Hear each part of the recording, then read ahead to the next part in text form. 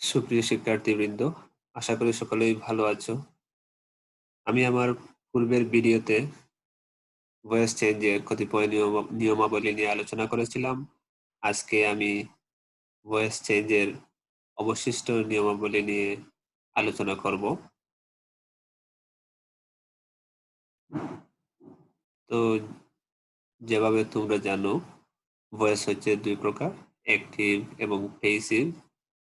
আমরা active voice থেকে passive voice কিভাবে পরিবর্তন করতে হয় এর কতিপয় নিয়ম পূর্বে আলোচনা করেছিলাম। আজকে যেখান থেকে শুরু করব তা হচ্ছে ইন্টারোগেটিভ সেন্টেন্সের কিভাবে ভয়েস চেঞ্জ করব। সো যদি সেন্টেন্সটা ইন্টারোগেটিভ সেন্টেন্স হয় তাহলে আমরা ভয়েস চেঞ্জ করার সময় ইন্টারোগেটিভ থেকে অ্যাসার্টিভ, অ্যাসার্টিভ থেকে পেসিভ এবং পেসিভ করার পরে ওই সেন্টেন্সের পেসিভ সেন্টেন্সের অক্সিলিয়ারি ভার্বকে সাবজেক্ট এর শুরুতে নিয়ে আসব এবং শেষে একটা প্রশ্নবোধক চিহ্ন ব্যবহার করব। এখানে এক্সাম্পলের মাধ্যমে আমরা বিষয়টা ক্লিয়ার হতে পারি।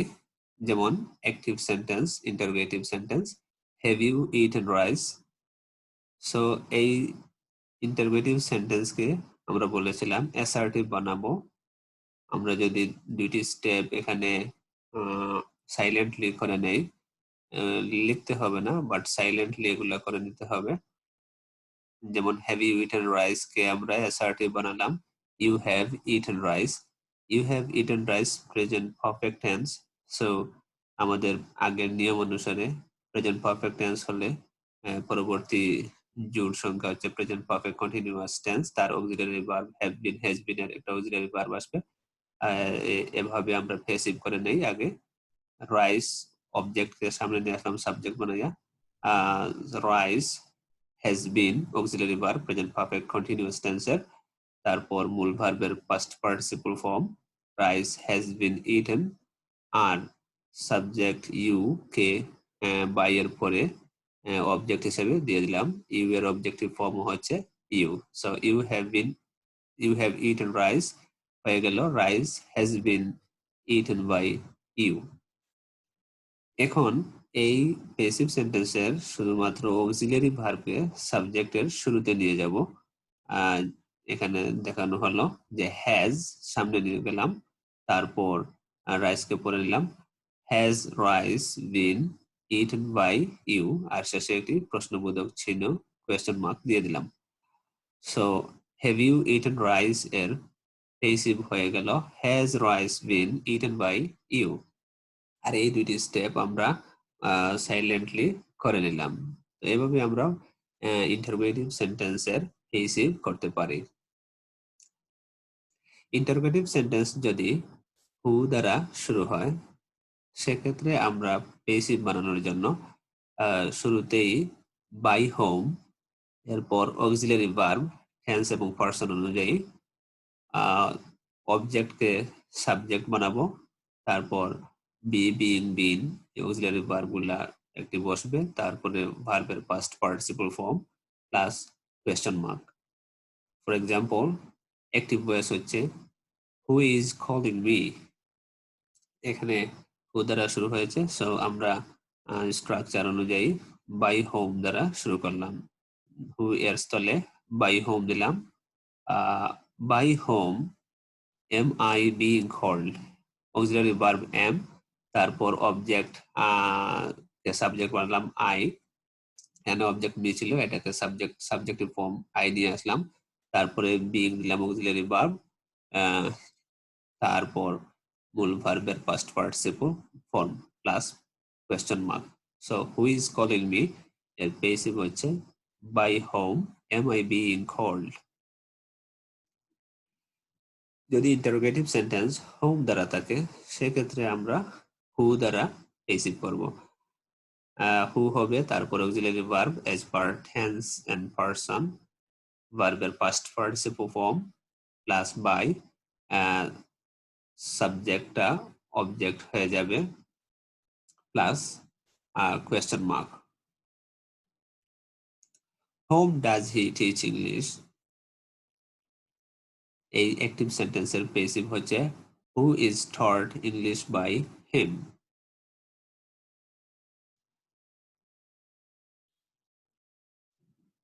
তারপর যদি ইন্টারোগেটিভ সেন্টেন্স হোয়াট দ্বারা হয় সেক্ষেত্রে আমরা পেসিভ করার সময় হোয়াটের জায়গায় হোয়াটই থাকবে।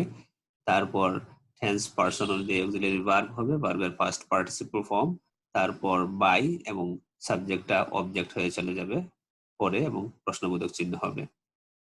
For example, what do they want. এই অ্যাক্টিভ সেন্টেন্সের পেসিভ হচ্ছে what is wanted by them. So এইভাবে আমরা ইন্টারোগেটিভ সেন্টেন্সের পেসিভ বানাতে পারি। তো নিয়মগুলা একটু মনোযোগ সহকারে দেখলে বা একটু চর্চা করলে আশা করি এগুলা চেঞ্জ করা খুবই সহজ হবে। পরবর্তী যে নিয়মটা নিয়ে আলোচনা করব সেটা হচ্ছে রিফ্লেক্সিভ অবজেক্ট।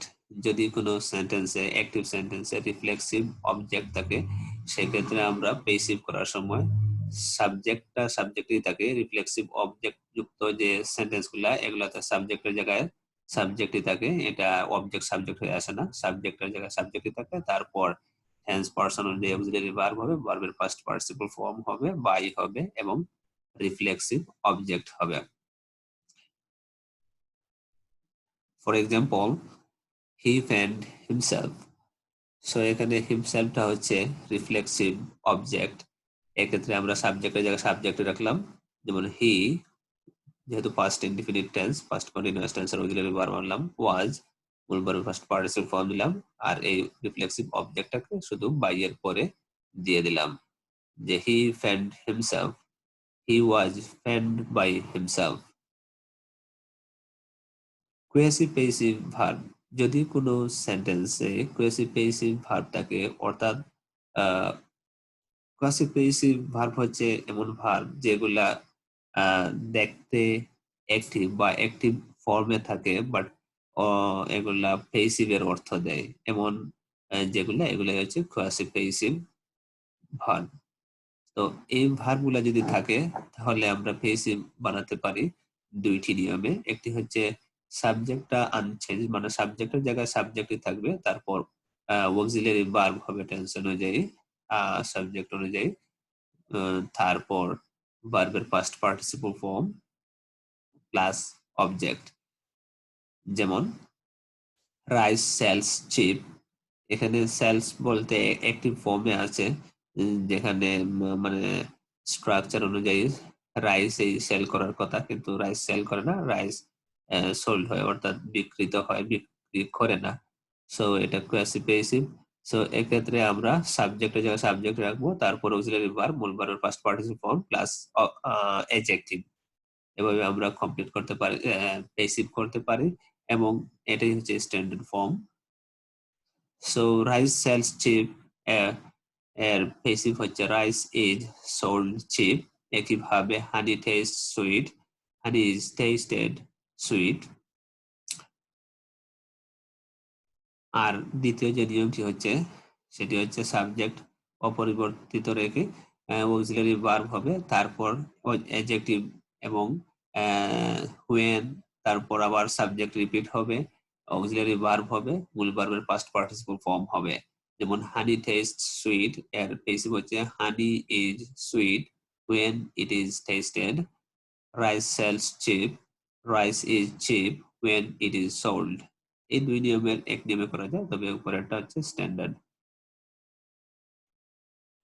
পরবর্তী যে নিয়মটি সেটি হচ্ছে ইনফিনিটিভ, অর্থাৎ টু প্লাস ভার্বের প্রেজেন্ট ফর্ম, নন ফাইনাইট যে ভার্ব, এইগুলা যদি থাকে সেন্টেন্সে, এই ইনফিনিটিভ যুক্ত সেন্টেন্সের পেসিভ ফর্ম কিভাবে আমরা বানাতে পারি।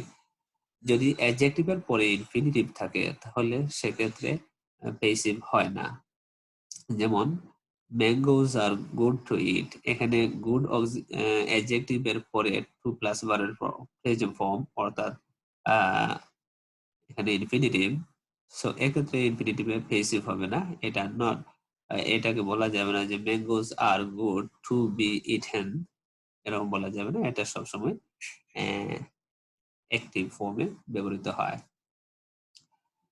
যদি সাবজেক্ট এরপর লাভ, লাইক, ওয়ান্ট, উইশ ইত্যাদি থাকে, তারপর অবজেক্ট থাকে এবং এরপর ইনফিনিটিভ থাকে, অর্থাৎ এই স্ট্রাকচার পরে ইনফিনিটিভ থাকে, সেক্ষেত্রে আমরা পেসিভ বানাতে পারি সাবজেক্ট অফ অ্যাক্টিভ ভয়েস, অর্থাৎ অ্যাক্টিভ ভয়েস এর সাবজেক্ট যেটা আছে সেটাই থাকবে পেসিভে, তারপর ভার্ব, ভার্ব, তারপর অবজেক্ট,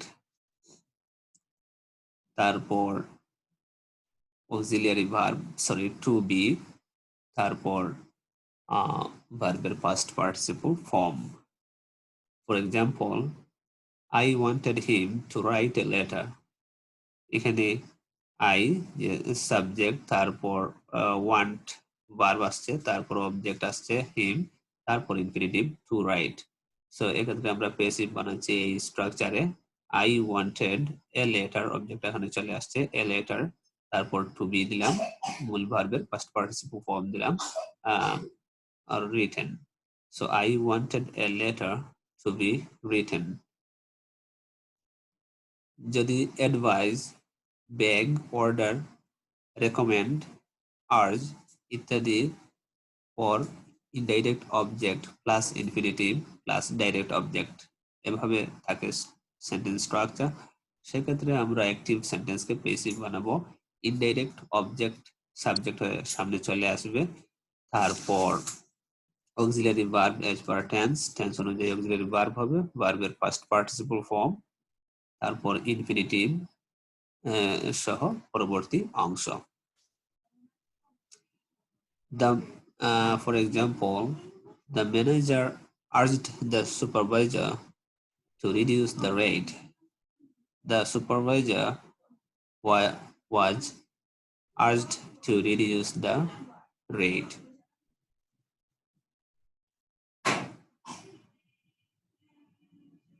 তারপর ইনফিনিটিভের যে নিয়মটি এখানে আছে সেটা হচ্ছে agree, be anxious, arrange, determine, be determined, decide, demand plus infinitive.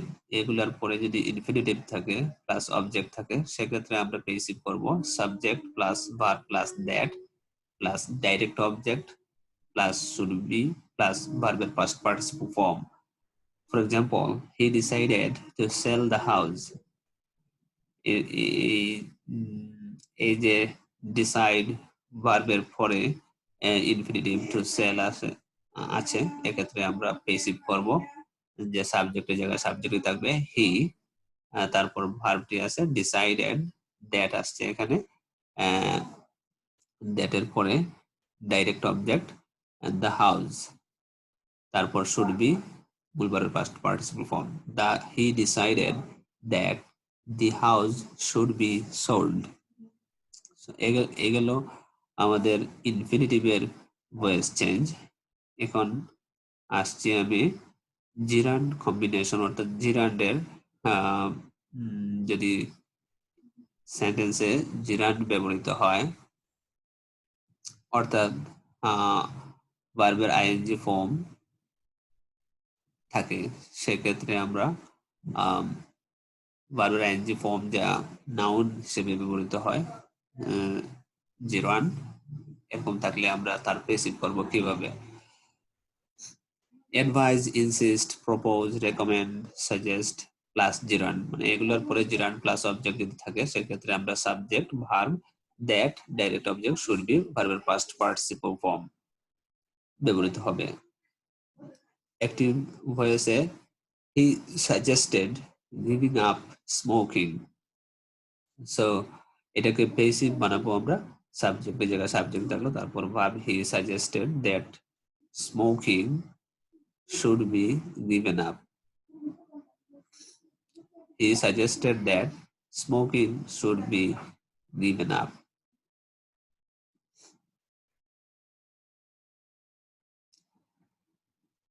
তারপর প্রেজেন্ট পার্টিসিপল, অর্থাৎ ভার্বের আইএনজি ফর্ম যা ভার্ব হিসেবে ব্যবহৃত হয়, সরি অ্যাডজেক্টিভ হিসেবে ব্যবহৃত হয় যেটাকে আমরা প্রেজেন্ট পার্টিসিপল বলি।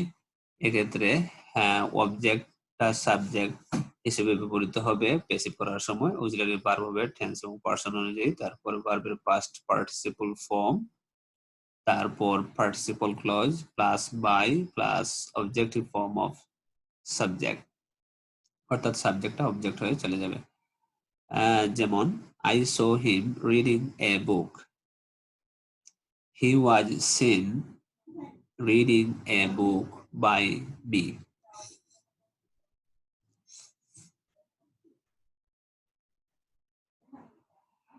এখন যে বিষয়টির কথা বলছি সেটা হচ্ছে যদি কোনো সেন্টেন্সে ডাবল অবজেক্ট অর্থাৎ দুইটা অবজেক্ট থাকে। আমরা আগে জেনেছি যে অবজেক্টকে আমরা সাবজেক্ট বানাবো পেসিভ করার সময়, কিন্তু যদি দুইটা অবজেক্ট থাকে সেক্ষেত্রে আমরা কোন অবজেক্টকে সাবজেক্ট হিসেবে নিয়ে আসবো সে বিষয়টা এখানে বলা হচ্ছে যে পার্সোনাল অবজেক্টকে সাবজেক্ট হিসেবে আমরা ব্যবহার করব। তারপর টেন্স এবং পার্সন অনুযায়ী অক্সিলারি ভার্ব হবে, তারপর ভার্বের past participle form plus remaining object, যে অবজেক্টটা থাকলো মানে ডাইরেক্ট অবজেক্ট যেটা, তারপর বাই, তারপর সাবজেক্টটা অবজেক্ট হিসেবে বাইয়ের পরে চলে যাবে। যেমন আই থট হিম ইংলিশ, এখানে হিম ইংলিশ, এখানে হিম একটা ইংলিশ একটা, দুইটা, এই দুইটা অবজেক্ট। সো এটা হচ্ছে পার্সোনাল অবজেক্ট ইনডাইরেক্ট, এটা হচ্ছে ইংলিশ ডাইরেক্ট অবজেক্ট। সো আমরা পেসিভ করার সময় পার্সোনাল অবজেক্ট যেটা ডাইরেক্ট সেটাকে আমরা সাবজেক্ট হিসেবে ব্যবহার করবো। যে হি, যেহেতু পাস্ট ইনডিফিনিট টেন্স সেজন্য আমরা ওয়াজ অক্সিলারি ভার্ব আনলাম। হি ওয়াজ মূল ভার্বের পাস্ট পার্টিসিপল ফর্ম থট, তারপর যে অবশিষ্ট অর্থাৎ ডাইরেক্ট অবজেক্ট সেটা থাকলো এখানে ইংলিশ, আর সাবজেক্টকে বাই এর পরে দিয়ে গেলাম অবজেক্টিভ ফর্ম বানিয়ে by B. He was taught English by B. তারপরে হচ্ছে কমপ্লেক্স সেন্টেন্স।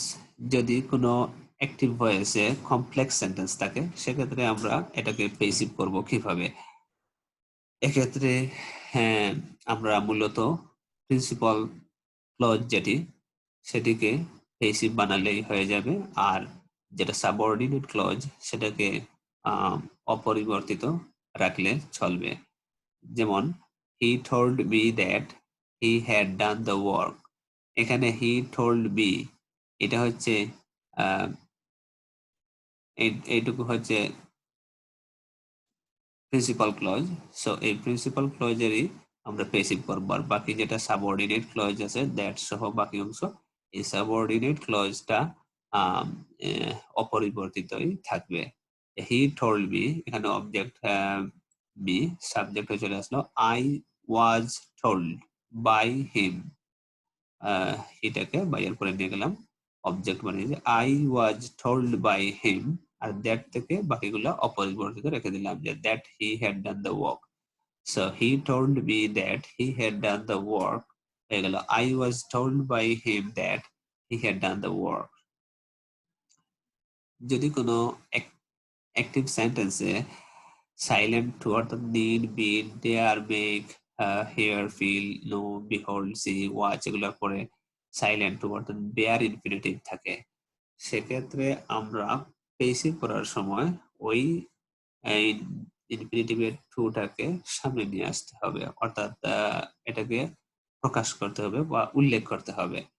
যেমন আই স হিম গো, এখানে মূলত ছিল I saw him to go, এখানে বেয়ার ইনফিনিটিভ সি এর পরে এই যে টুটা দেওয়া হয় না, যেটাকে আমরা বেয়ার ইনফিনিটিভ বলি। এই বেয়ার ইনফিনিটিভের টু কে এখানে পেসিভ করার সময় সামনে নিয়ে আসতে হবে। He was seen to go by me, he was seen to go by me. প্রথমে আমরা বলেছিলাম যে পেসিভ করার সময় সাবজেক্টটা অ্যাক্টিভ ভয়েসের সাবজেক্টটা অবজেক্ট হয়ে বাই এর পরে বসে, অর্থাৎ অ্যাক্টিভ ভয়েস এর সাবজেক্টটা পেসিভ ভয়েসে অবজেক্ট হয় এবং তার আগে সাধারণত বাই হয়, কিন্তু ক্ষেত্র বিশেষে বলেছিলাম যে বাই এর জায়গায় টু হতে পারে, এট হতে পারে, উইথ হতে পারে, ইন হতে পারে। এখন আমি এই যে কোন কোন জায়গায় এগুলা ব্যবহৃত হবে এগুলা একটু দেখাবো। সেটা হচ্ছে যে টুটা শুধুমাত্র নো ভার্বের সাথে ব্যবহৃত হবে। যেমন I know the boy is known to me. By এর জায়গায় এখানে টু ব্যবহার করলাম, মানে নোন ভার্বের সাথে টু ব্যবহৃত হবে। যে I know the boy is known to me. যদি কোনো ব্যক্তির আচার আচরণে আমরা আরক্ত বা বিরক্ত হই বা আশ্চর্য হই, সেক্ষেত্রে আমরা আচার আচরণের সাথে আমরা এট ব্যবহার করি। যেমন হিজ কন্ডাক্ট সারপ্রাইজড মি, এক্ষেত্রে আমরা এট ব্যবহার করব বাই এর জায়গায়। যে I was surprised at his conduct. His conduct এখানে সাবজেক্ট, সো এটা আমরা এট এর পরে দিলাম, অর্থাৎ এখানে বাই বসার কথা ছিল কিন্তু আমরা এখানে এট ব্যবহার করলাম। যদি কোনো ব্যক্তির সাথে সরাসরি ব্যক্তির আচরণ না, ব্যক্তির সাথে আরক্ত বিরক্ত এরকম বা আশ্চর্য এরকম হয়, সেক্ষেত্রে আমরা উইথ ব্যবহার করি। এর স্থলে with. He annoyed me, I was annoyed with him, by এর জায়গায় উইথ। আর কোনো পার্সেল বা কোনো ব্যাগ, কোনো কিছুর মধ্যে ভিতরে যদি কোনো কিছু থাকে, সেক্ষেত্রে আমরা বাইয়ের জায়গায় ইন ব্যবহার করি। যেমন the parcel contains important things, এক্ষেত্রে আমরা পেসিভ করব যে important things are contained in the parcel, so বাইয়ের জায়গায় আমরা এখানে ইন ব্যবহার করলাম, in the parcel।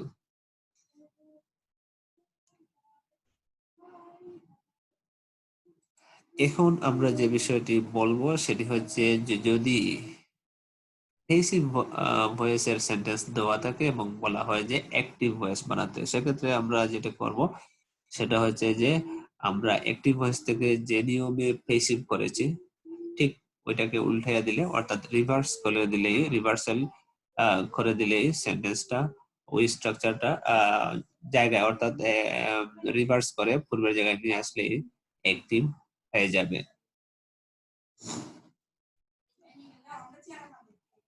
আর যদি কোনো সেন্টেন্স এর অর্থাৎ পেসিভ সেন্টেন্সে অবজেক্ট, যেটাকে আমরা অ্যাক্টিভ বানানোর সময় সাবজেক্ট বানাবো, এমন অবজেক্ট না থাকে, উল্লেখ না থাকে, সেক্ষেত্রে আমরা কনটেক্সট অনুযায়ী ধারণা করে বা অনুমান করে বা বুঝে নিয়ে একটি যথাযথ সাবজেক্ট অ্যাক্টিভ ভয়েসে প্রোভাইড করব। যেমন the mango was eaten by him, passive. So আমরা যে নিয়মে এই অ্যাক্টিভ সেন্টেন্সকে পেসিভ বানিয়েছিলাম, অর্থাৎ এখানে সাবজেক্ট যেটা পেসিভ হয়েছে সাবজেক্ট আছে, সেটা অ্যাক্টিভের অবজেক্ট ছিল, পেসিভ যেটা অবজেক্ট সেটা অ্যাক্টিভের সাবজেক্ট ছিল, মূল ভার্বের এখানে ফার্স্ট পার্টিসিপল ফর্ম দেওয়া আছে, এখানে ওয়াজ দেওয়া আছে, তাহলে বোঝা যাচ্ছে সেন্টেন্সটা past indefinite tense. So past indefinite টেন্সের অ্যাক্টিভ এটা হি হয়ে যাবে সাবজেক্টে, হি মূল ভার্বের ফার্স্ট ফর্ম হয়ে যাবে এইট, আর সাবজেক্টটা অবজেক্টে চলে যাবে the mango, he ate the mango.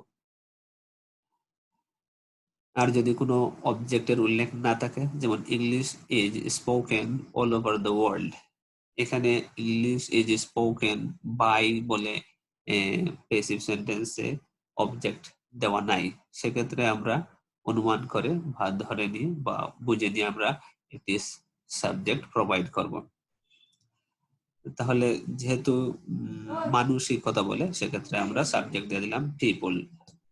People যেহেতু present indefinite tense, so people speak English all over the world. Corruption should be checked for the development of the country, এখানে কে check করবে এটা উল্লেখ নাই, সেক্ষেত্রে আমরা ধরে নিয়ে উই দিতে পারি বা দ্য গভর্নমেন্ট দিতে পারি। সো যে কোনো একটা দিয়ে যে উই শুড চেক বা the government should check corruption for the development of the country, এভাবে আমরা পেসিভ থেকে অ্যাক্টিভ বানাতে পারি। সো শিক্ষার্থীরা, এখন আমি এখানে কয়েকটি এক্সাম্পল দিচ্ছি যেগুলা তোমরা নিজেরা চেষ্টা করে চেঞ্জ করো, ট্রান্সফর্ম করে দেখো পারো কিনা। আমি আশাবাদী তোমরা যদি নিয়মগুলা মনোযোগ সহকারে দেখে থাকো তাহলে অবশ্যই তোমরা এগুলা চেঞ্জ করতে পারবে। প্রথম সেন্টেন্সটি হচ্ছে people of all ages enjoy this game. B নম্বরে computers are being used in every sphere of life. C almost everyone enjoys the day in his own way. D an English knowing man can earn better salary. E everybody admires and respects them greatly. F Coxbazar is called pleasure seekers paradise. So এই sentence গুলা তোমরা চেষ্টা করো, যেগুলা passive বানানোর জন্য বলা নির্দেশনা দেওয়া আছে এগুলাকে পেসিভ, আর যেগুলাকে অ্যাক্টিভ বানানোর নির্দেশনা দেওয়া আছে সেগুলাকে অ্যাক্টিভ। সো তোমরা নিজেরা বেশি বেশি করে প্র্যাকটিস করবে। প্র্যাকটিস করলে অবশ্যই বিষয়টা এত জটিল না, সহজ আছে, বাট প্র্যাকটিসের কোনো বিকল্প নাই। So practice and practice and practice. Stay home, stay safe. Thank you for being with me.